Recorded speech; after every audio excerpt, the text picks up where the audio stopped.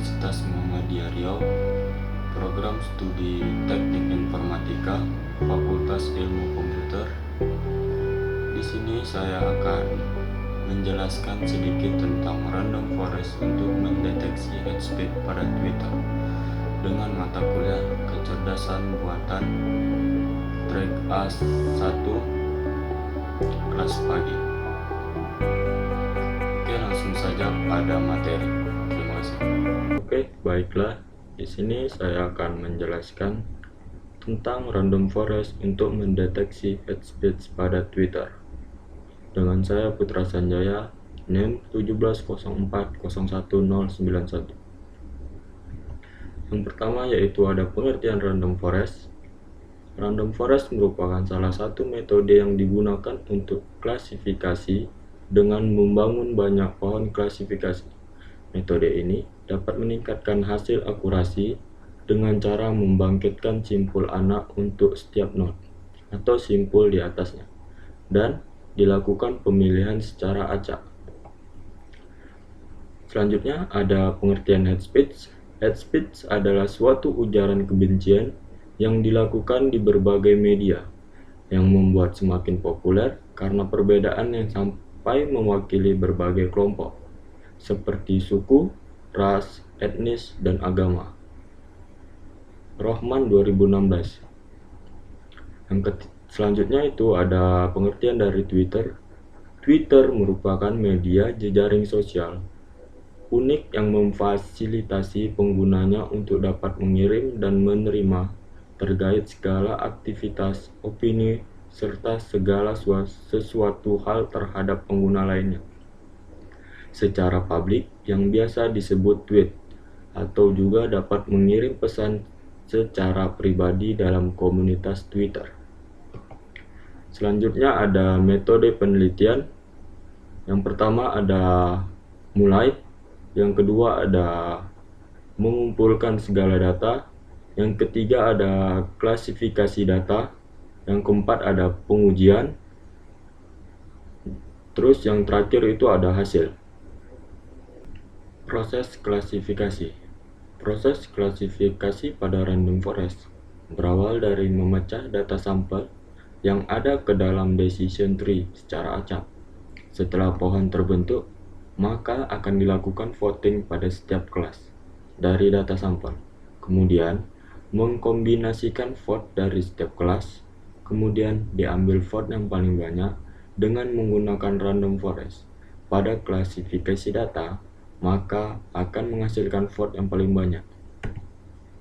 Selanjutnya ada keuntungan menggunakan random forest, yaitu keuntungan menggunakan random forest ialah mampu mengklasifikasikan data serta dapat digunakan untuk menangani data sampel yang sangat banyak. Slide selanjutnya yaitu metode ini terdiri dari root node, internal node, dan leaf node. Root node merupakan simpul yang terletak paling atas atau biasa disebut sebagai akar dari pohon keputusan. Internal node adalah simpul percabangan di mana node ini mempunyai output minimal 2 dan hanya ada satu input. Sedangkan leaf node atau terminal node merupakan simpul terakhir yang hanya memiliki satu input dan tidak mempunyai output. Pohon keputusan dimulai dengan cara menghitung nilai entropi sebagai penentu tingkat ketidakmurnian atribut nilai information gain. Selanjutnya ada teknik processing. Yang pertama ada tokenizing, yaitu pemotongan string input berdasarkan tiap kata penyusunnya. Tokenisasi dilakukan untuk memisahkan setiap kata yang ada pada setiap kata yang menyusun sebuah dokumen. Contoh, saya sedang belajar. Setelah dilakukan tokenisasi, maka kalimat tersebut akan menjadi saya sedang belajar. Yang kedua ada case folding, merupakan salah satu bentuk teks pre-processing yang paling sederhana dan efektif. Case folding berperan dalam mengkonversi huruf-huruf yang berada di dalam dokumen dengan format huruf besar atau uppercase menjadi huruf-huruf kecil atau lowercase. Hanya huruf A sampai Z yang diterima. Karakter dihilangkan dan dianggap delimiter. Selanjutnya ada teknik processing cleaning, yaitu tahapan untuk membersihkan dataset dari kata-kata yang tidak diperlukan untuk mengurangi noise atau gangguan yang ada pada tahap klasifikasi. Kata atau karakter yang akan dihilangkan pada proses cleaning seperti simbol, angka, link URL atau hashtag, serta mention. Filtering atau stop word removal.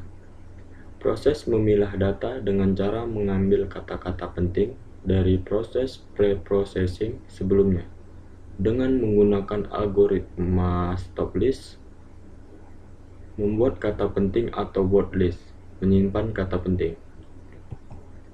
Selanjutnya yaitu ada perhitungan manual, menentukan nilai dari entropi dengan rumus yang ditulis sebagai entropi dalam kurung S sama dengan min P tambah log 2P tambah min P kurang log 2P min, dengan S adalah data sampel yang digunakan untuk training. P plus adalah jumlah yang bersolusi positif atau mendukung pada data sampel untuk kriteria tertentu. Sedangkan P min adalah jumlah yang bersolusi negatif atau tidak mendukung pada data sampel untuk kriteria tertentu. Entropi merupakan jumlah bit yang dibutuhkan untuk menyatakan suatu kelas. Semakin kecil nilai entropi, semakin baik digunakan untuk mengekstraksi suatu kelas.